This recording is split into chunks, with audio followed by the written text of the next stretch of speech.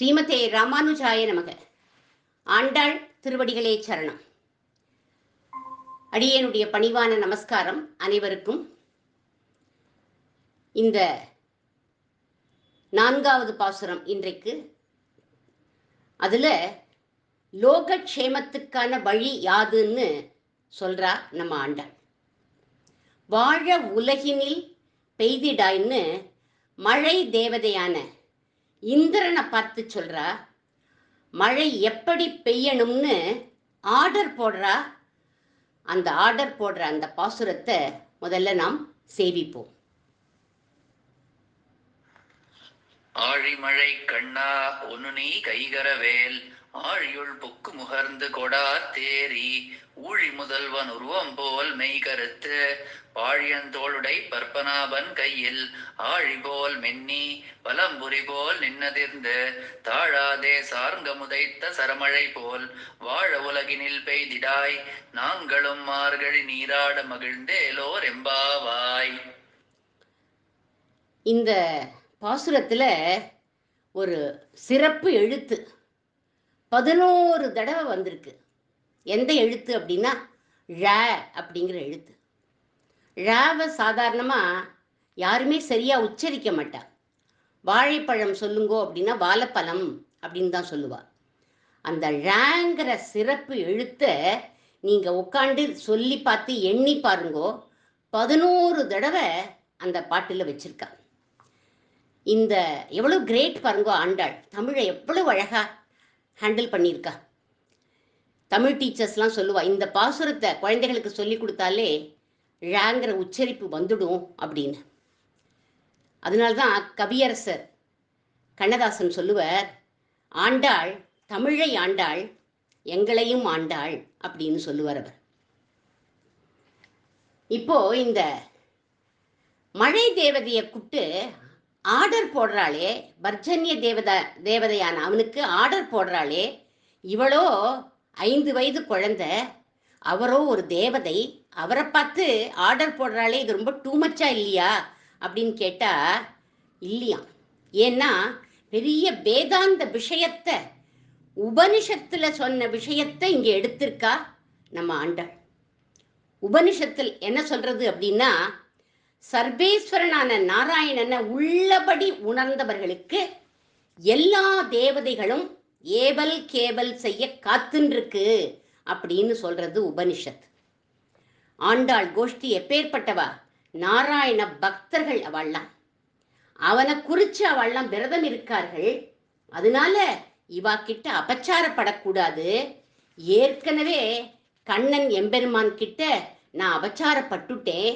7 நாள் விடாம மழைய கொட்டி கோவர்த்தன மலையை தூக்கி பிடிக்கும்படி பண்ணிட்டேன். இவாள்லாம் பாகவதர்கள், அபச்சாரப்படக்கூடாது அப்படின்னு பீதியோடையும் பிரீத்தியோடையும் கை கட்டி வாய் பொத்தி நிற்கிறானா இந்திரன், வருணதேவன். ஆர்டர் போடுங்கோமா, நான் என்ன பண்ணணும் சொல்லுங்கோ அப்படின்னு கேட்குறான். முதல் ஆர்டர் போடுறா, 1 நீ கை கரவேல்.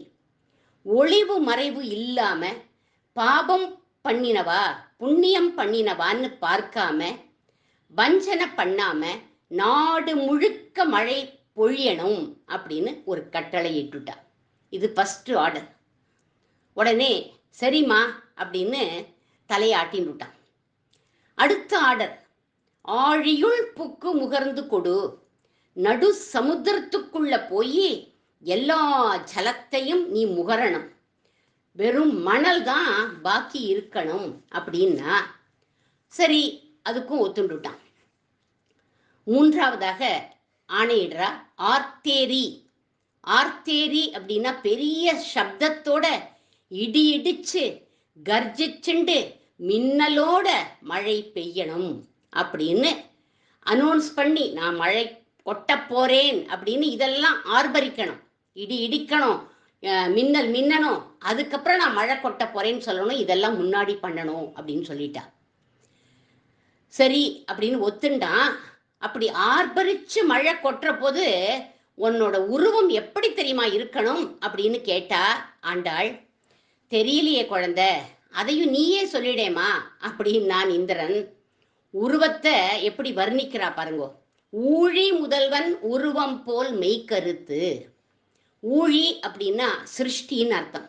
அந்த சிருஷ்டி காலத்துல எம்பெருமானினுடைய திருமேனி கருத்து இருக்கும். நம்மெல்லாம் பார்த்துருக்க மாட்டோம். ஆனா நம்ம ஆண்டாள் எம்பெருமானினுடைய தர்மபத்தினியாச்சே, அவள் பார்த்திருக்கா. அதனால தான் அவள் இப்படி வர்ணிச்சா, ஊழி முதல்வன் உருவம் போல் மெய்கருத்துன்னு. பகவானுடைய திருமேனிய உபனிஷத் கூட சொல்றது. நீலதோயத மத்தியஸ்தே வித்யுல்லேப பபாஸ்வரக அப்படிங்கிறது. நீலமேக ஷாமளனான இவனுடைய திருமேனியில மின்னல் போல ஒளியோட இருக்காளாம் பிராட்டி அப்படின்னு உபனிஷத் வர்ணிக்கிறது. உடனே வருணதேவன் ஆண்டாள் கிட்ட கேட்கிறான், ஊழிக்காலத்துல எம்பெருமானுடைய உருவம் எப்படி இருக்கும் ஆண்டாள் நாச்சியாரே அப்படின்னு கேட்டான். அதுக்கு ஆண்டாள் சொல்றா, கருப்பா கண்ணங்கரேல்னு இருக்கும். நீ அவருடைய நிறத்தை வேணா எடுத்துக்கலாம், அவருடைய கருணை உனக்கு வரவே வராது அப்படின்னு சொல்லிட்டா. பகவானை காட்டிலும் கருணை மிக்கவர் யார் அப்படின்னா நம் பகவத் ராமானுஜர் அப்படின்னு அமுதனார் ஒரு பாசுரத்துல பாடுறார். என்ன பாசுரம்னா அருமையான பாசுரம். காரே கருணை ராமானுஜா, இக்கடலிடத்தில் ஆரே அறிபவர் நின் அருளின் தன்மை, அல்லலுக்கு நேரே உறைவிடம் நான், நீ என்னை உய்த்தபின் உன் சீரே உயிர்க்கு உயிராய் அடியேற்கு இன்று தித்திக்குமே அப்படின்னு பாடுறார் அமுதனர். இந்த பாசுரத்தில் அவர் சொல்ற, பகவான் நமக்கு கொடுத்த தனம் ராமானுஜ தனம். இவர் மேகத்தை ஒத்த கருணையை பொழியக்கூடியவர். மேகம் மழைய பொழியிற போது இது சாக்கடை, இது கங்கை, இங்க பாபிகள் இருக்கா, இங்க புண்ணியவான்கள்லாம் இருக்கான்னு எதையுமே பார்க்காம, பாரபட்சம் பார்க்காம மழைய பொழியும் இல்லையா? அதே மாதிரி தான் நம் ராமானுஜரும் கருணைங்கிற மழைய பாரபட்சம் பார்க்காம எம்பார், கூரத்தாழ்வான், முதலியாண்டான் அப்படிங்கிற சத் சிஷ்யர்களையும் என்னை போன்ற பாபியையும், தன்னை அவர் பாப்பின்னு சொல்லிக்கிறார், என்னை போன்ற பாபியையும் ஒரே கோணத்துல பார்த்து அனுகிரகம் பண்ணக்கூடியவர் எங்கள் ராமானுஜர் அப்படிங்கிறார். இவர் சொல்லிக்கிறார் தன்னை பத்தி, நான் துன்பங்களுக்கு உறைவிடம், பகவான் ரங்கனுடைய அனுகிரகம் எனக்கு இல்லை, உண்மையும் நான் விரோதியா தான் பார்த்தேன் அப்படின்னு அவர் தன்னை சொல்லிக்கிறார். ஆனா நீர் என்ன பண்ணீர், உம்ம சிஷ்யர் கூரத்தாழ்வான அனுப்பி என்னை திருத்தி பணி கொண்டீர் அப்படின்னு சொல்லிக்கிறார். திருத்தி பணி கொண்டதுக்கு அப்புறம் ராமானுஜருடைய குணத்தை பார்த்து பல ஸ்லோகங்கள் ராமானுஜரை புகழ்ந்து புகழ்ச்சியா அமுதனார் எழுதி கொண்டு போய் கொடுத்தார். அதை பார்த்தார் ராமானுஜர். சொல்றார், என்னோட புகழன்னா நீங்க இதுல பாடியிருக்கேள் அப்படின்னு சொல்லிட்டு அதை வாங்கி கிழிச்சு போட்டுட்டார், வேண்டாம் அப்படின்னு. மறுபடியும் அமுதனார் என்ன பண்ணார், உட்காரல வெறுமை, மறுபடியும் 108 பாசுரம் பாடினார், எழுதினார். எப்படி எழுதினார், ஆழ்வார் பெருமாள் அவளை பத்தி எல்லாம் சொல்லி அவர்களை தொழுது நிற்பவர் எங்கள் ராமானுஜர் அப்படின்னு பாடினார். அப்போ ராமானுஜர் ஒத்துண்டுட்டார். எனக்கு அப்புறம் சொல்றார், மேலும் சொல்றார் அவர், எனக்கு ஹிதம் பண்றதுக்காகவே ரங்கன் உம்மை எங்கிட்ட கொண்டு வந்து சேர்த்தார் போலும் அப்படிங்கிறார் அமுதனார். என்னை உய்விப்பதற்காகவே இயற்பா சேவிக்கும் பாக்கியத்தை எமக்கு நீர் கொடுத்தீர் போலும் அப்படிங்கிறார் அமுதனார். இன்னைக்கும் ஸ்ரீரங்கம் கோவில்ல இவருடைய வம்சத்தவர்கள் தான், யாரு, இந்த அமுதனாருடைய வம்சத்தவர்கள் தான் இந்த இயல்பாவை சேவிக்கிறார்கள். எப்போ, உற்சவத்தின் போது. இப்போ அத்தியன உற்சவம் நடந்துட்டு இருக்கு இல்லையா, அங்க இவருடைய வம்சத்தவர்கள் தான் சேவிக்கிறார். உம்முடைய உத்தமமான இந்த குணம்தான் என்னை திருத்தி பணி கொண்டது, இதை நினைச்சாலே எனக்கு தித்திக்கிறது அப்படின்னு பாடுறார் அமுதனார் இந்த பாசுரத்துல. ஒரு அப்ராமணர் வரையிலும் ராமானுஜருடைய கருணை பாஞ்சிருக்கு அப்படிங்கிறதுக்கு ஒரு சுவையான நிகழ்ச்சியை இப்ப பார்க்கலாம். ஸ்ரீரங்கம் கோவில்ல ரங்கராஜனுடைய வஸ்திரங்களை தோச்சு போடுவான் ஒரு வண்ணான். அவன் டெய்லி வருவான், வஸ்திரங்கள்லாம் எடுத்துட்டு போவான். அப்படி போற போது வெறுமை ரங்கா அப்படின்னு சொல்லி கையை கும்பிடு போட்டு தலைக்கு மேல கும்பிடு போட்டுட்டு போயிடுவான். அவ்வளவுதான் அவனுக்கு தெரியும். அவனுடைய வயிற்று பொழப்பு அந்த கைங்கரியத்தை பண்றான். இந்த வண்ணானை பார்த்து ராமானுஜர் சொல்றார், டேய் பயலே, உலகத்துல உள்ள கரை அழுக்கு எல்லாத்தையும் அவன் அந்த ரங்கராஜன் போக்குறான். ஆனா அவன் வஸ்திரத்துல இருக்கிற அழுக்க நீ சுத்தப்படுத்துற பத்தியா, நீ எப்பேற்பட்ட பாக்கியவான் அப்படின்னார். அதுக்கப்புறம் இன்னொரு நாள் அவனை பார்த்து அவன் கிட்ட சொல்றார், ஏண்டாப்பா வஸ்திரங்கள் எல்லாம் துவைக்கிறதுக்கு எடுத்துட்டு போறியே, கரை ரொம்ப நிறைய இருக்கோ, அழுக்கு ரொம்ப நிறைய இருக்கோ அப்படின்னு கேட்டார். ஆமா சாமி, எண்ணெய் பிசுக்கு நிறைய இருக்கு, இந்த அர்ச்சகர் தடவிடுறார் போல இருக்கு அப்படின்னு நான் அந்த வண்ணா. அதுக்கு ராமானுஜர் சொல்றார், அர்ச்சகர் எல்லாம் தடவலடா, பின்ன யார் சாமி தடவினா அப்படின்னு கேட்குறான்.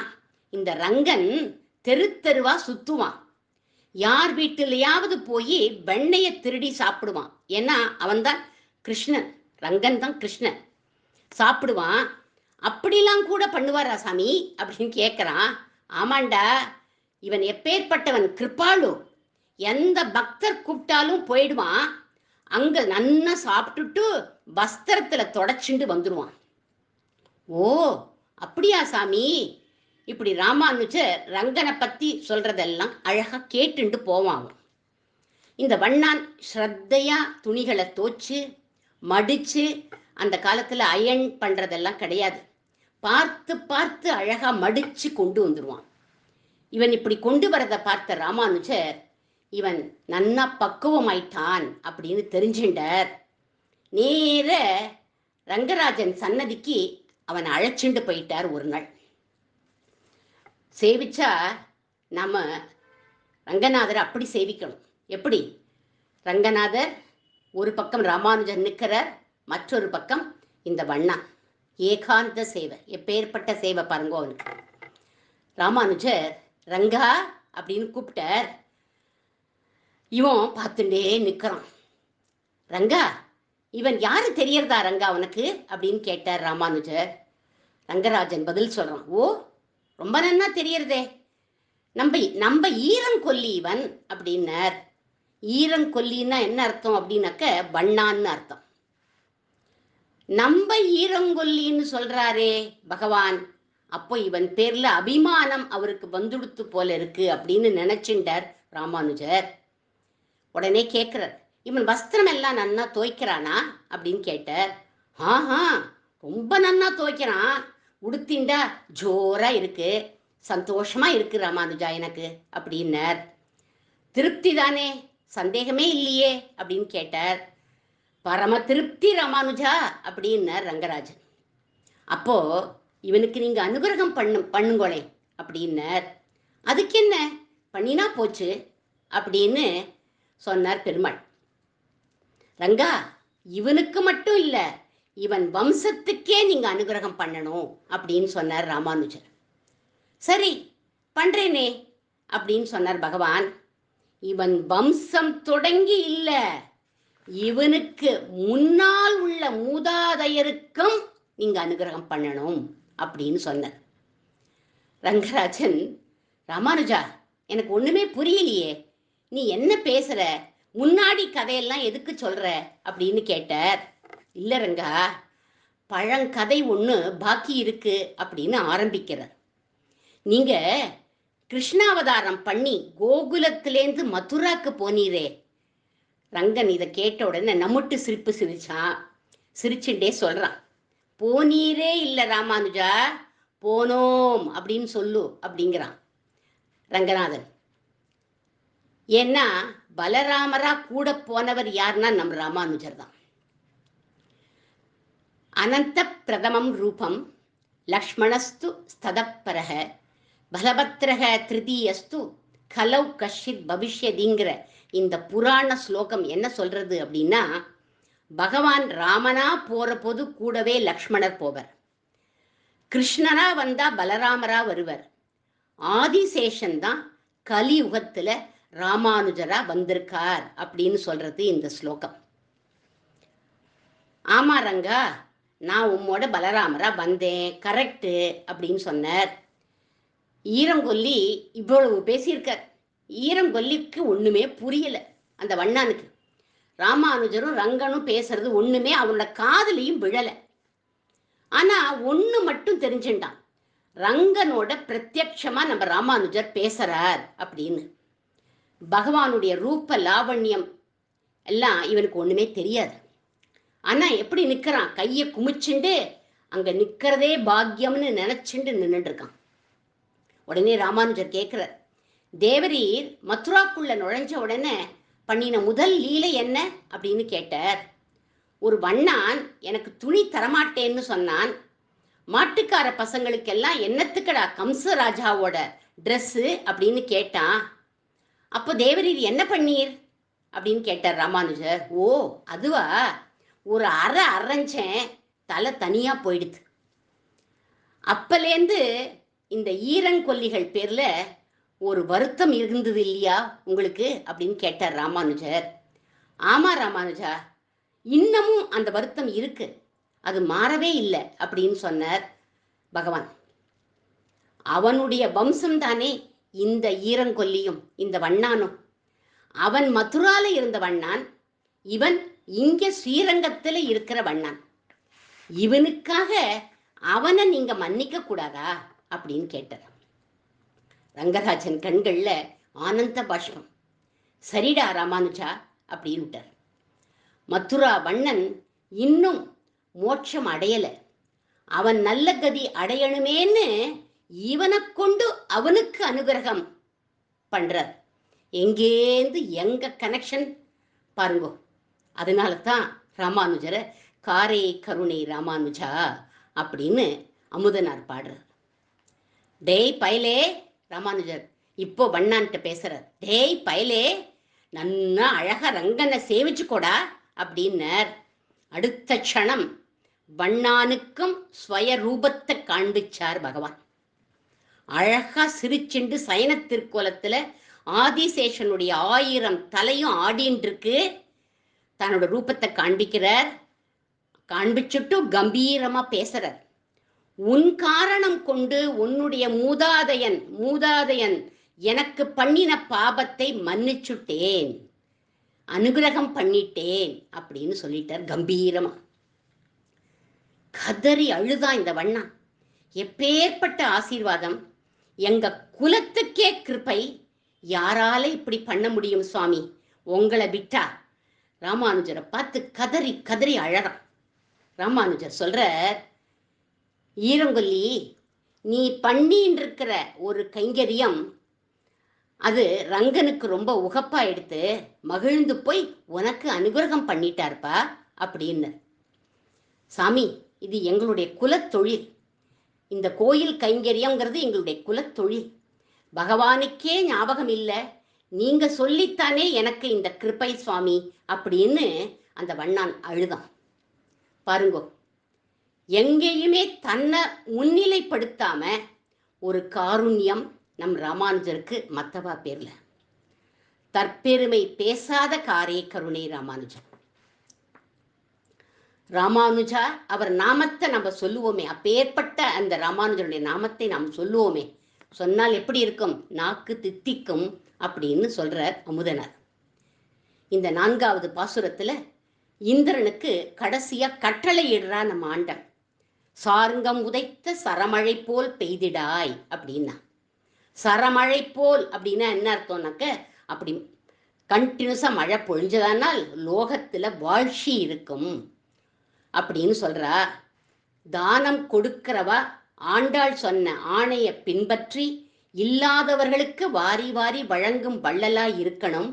அப்படி இருந்தா சமநிலை ஏற்படும், சந்தோஷம் உண்டாகும். இதுவே லோகக்ஷேமத்துக்கு உண்டான வழி அப்படின்னு சொல்றா. அந்த அறிவுரையை சொல்றா இந்த பாசுரத்துல நம்ம ஆண்டாள். கருணைங்கிற குணத்தை காண்பிச்ச நம்ம ராமானுஜர் இந்த பாசுரத்துல அதுதான் என்னது அப்படின்னாக்க லோகக்ஷேமத்துக்கு வழி. அவர்களுடைய அந்தாதியோடு இன்றைய பதிவை அடியேன் நிறைவு செய்கிறேன். காரே கருணை ராமானுசா இக்கடலிடத்தில் ஆரே அறிபவர் நின்னருளின் தன்மை அல்லலுக்கு நேரே உறைவிடம் நான் வந்து நீ என்னை உய்த்தபின் உன் சீரே உயிர்க்குயிராய் அடியேற்கின்று தித்திக்குமே.